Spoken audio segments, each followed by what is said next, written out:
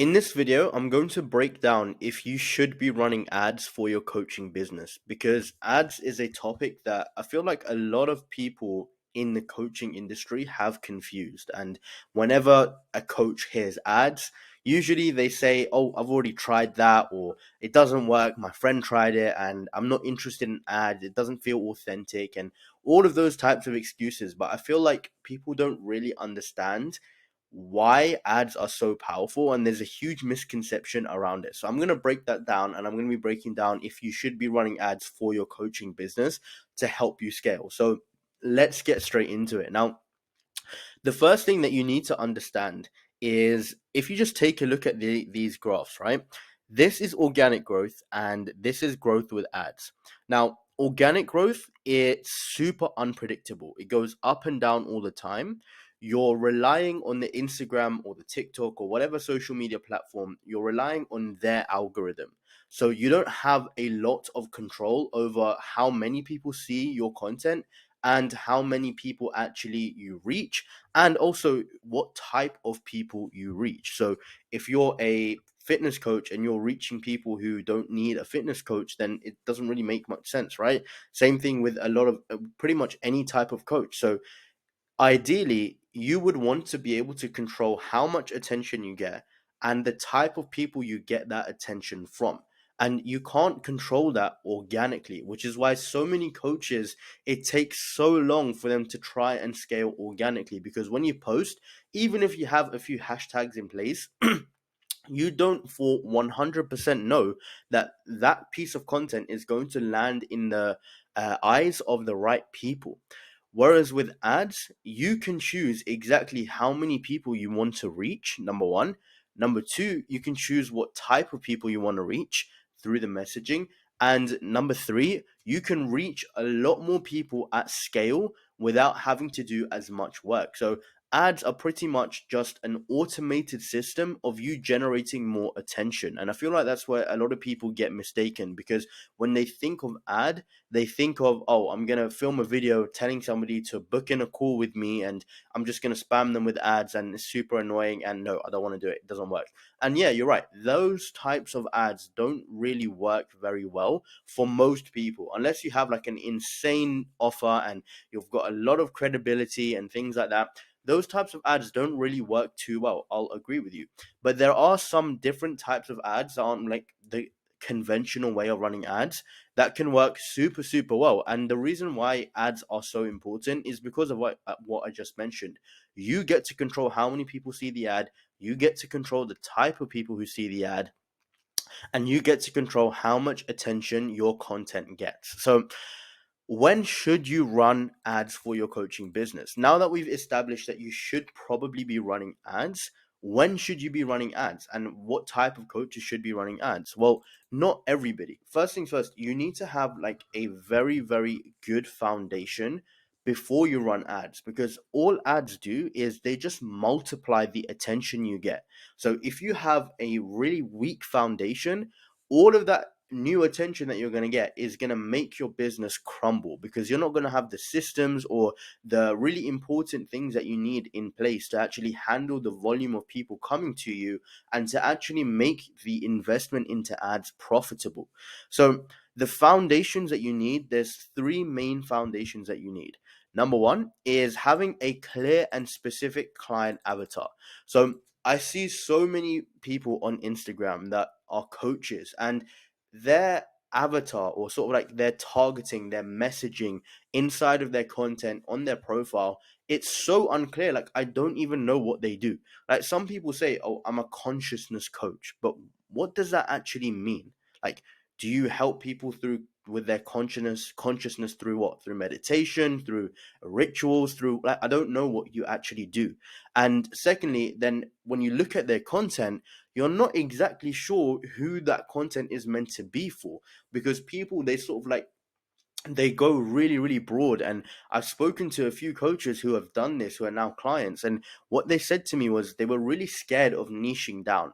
But the problem is, if you're scared of niching down, it's really, really hard to actually scale your business, because your content, your ads, your marketing, it's not speaking to one person. It's speaking to a bunch of different people. And if you're speaking to a bunch of different people, it's not going to resonate in the same way as if you're speaking to one direct person. So I'll give you an example of a coach that I saw online that I thought was doing really, really well with this. And by the way, this is not one of my clients, but just to give you an example, right? Let's say you're a dating coach. This coach online, I was just watching his content, and I was just watching his one of his VSLs, and I can clearly depict who it is that he helps, who it is that he targets. It's an Asian man between 20 to 40. They're struggling to find a long-term relationship. They already have a good job, making six figures or more. They've got a healthy social life. They've got good hobbies, but they feel lonely, and they've always struggled when interacting with the opposite gender. They've been sold a myth or a lie to focus on themselves and get a good job, and then the girl was going to randomly show up. And they've tried like moving towards people in friendship groups, random girls at the bars, and even dating apps, but to no avail. So can you see how intrinsically specific this sort of like list for their client avatar is? You can see like this is speaking to a very specific type of person. And when you can get your sort of like target audience really dialed in to this level of specificity, then it's going to be a lot easier for your marketing to actually start converting. And if you do run ads, for your ads to start converting, because otherwise your message, your marketing, your content, it's not going to hit the right nerves. What people don't understand is when you're trying to market something to somebody, you need to make them feel so understood, because people buy based on how much, like how well understood they feel. I don't know if that makes sense. How understood they feel, basically. So if let's say if I'm a dating coach and I'm not speaking to the right pain points, somebody's going to think, yeah, this is not really for me. I don't struggle with XYZ, and I haven't tried XYZ. This is not for me. They're going to move on. But if you can really get specific with this, and almost as if you're reading the client's mind or reading your target audience's mind, then you're going to make a lot more money, just because your content, your marketing, everything is going to resonate with them, and it's just going to really speak to the deepest, darkest desires of their souls and the deepest pain points. And that's what your marketing needs to do. And it only starts with having a clear and specific client avatar. And there's a quote that I heard, I can't remember where it was from, but it's, if your message is for everyone, then it's for no one. And that is so true. So the first thing that you need is having a clear and specific client avatar. The second is having a clear offer that makes people feel silly to say no to. And it has some sort of risk reversal and a without clause. Now, the risk reversal, I would say it's not, you don't always need it. It really sort of depends from industry to industry. But the first part and the last part, like the clear offer part that makes people feel silly to say no to, and the without clause, you definitely need those. So I've got some examples here, right? How any woman who is a binge eater can lose an extra 10 to 20 pounds and heal their relationship with food without relying on crazy diets, intuitive eating, or extreme restrictions in just 60 days. And maybe this is a little bit too long. It can be condensed a little bit more, but this is just to sort of illustrate the point. How any Asian man can get a girlfriend in the next 27 days without having to approach random people on the street or rely on dating apps. And the without clause is so, so crucial, because it immediately removes any idea that they have about what this could potentially be. So this is just going to increase the prospect's curiosity to keep either watching your content or like going through all of your other content, because it has to be something new that they don't know about, because you're saying that you're doing it without the most common solution that everybody else is marketing. So you definitely need a clear offer. Otherwise, it's a clear offer that has a risk reversal, depending on your industry, and a without clause. And it should make people feel silly to say no to once they actually learn about the offer. So that's the second thing that you need in place. Third, a scalable delivery system that makes it unreasonable for your clients to not succeed, that is proven. So you need to have a system that you can just put your clients in and turn them into incredible case studies. And this can vary greatly from industry to industry, but here are a few common features that the best delivery systems have. Number one, having a high level of accountability. And I feel like some coaches really lack this, but one of the main reasons people want to work with a coach is because of that level of accountability. Like, they just can't seem to be consistent in doing the work themselves, whether that's going to the gym consistently, doing the right actions to grow their business, sending out enough applications so that they get a new job, whatever it is. People need that accountability, and if you can provide them like a super high level of accountability, that's going to make it easier for them to succeed because they're just doing the right things consistently.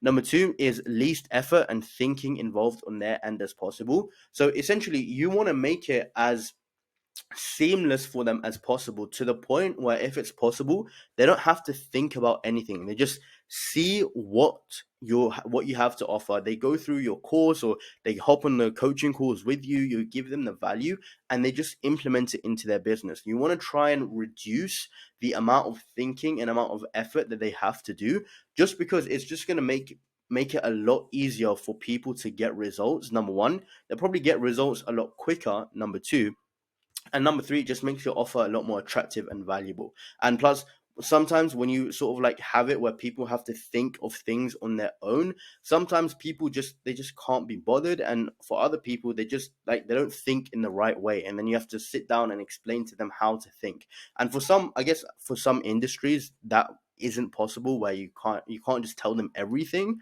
But if you can, like for example, if you're a dating coach, right, a lot of the things that those people need to do, you can literally just tell them and just make it as effortless for them as possible. You can give them a template for how they should write their profile, and you can just give them the tips and tricks on how to text people, etc. You get the point, but just as minimal effort and thinking involved as possible. Number three, a community within your program. This is a huge aspect, because a lot of people, when they join a coaching program, they're blown away by the value, but they're also blown away by the community, because you can learn a lot from being in a community with the other people who have the same struggles as you and are trying to achieve the same outcome as you.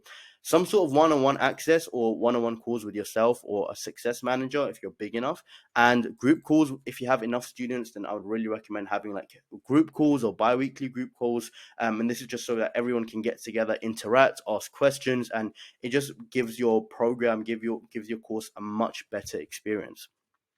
So those are the three foundations you really need to actually run ads. Now, if you're doing less than 5K, then I would probably say you need to really build up your proof of concept more.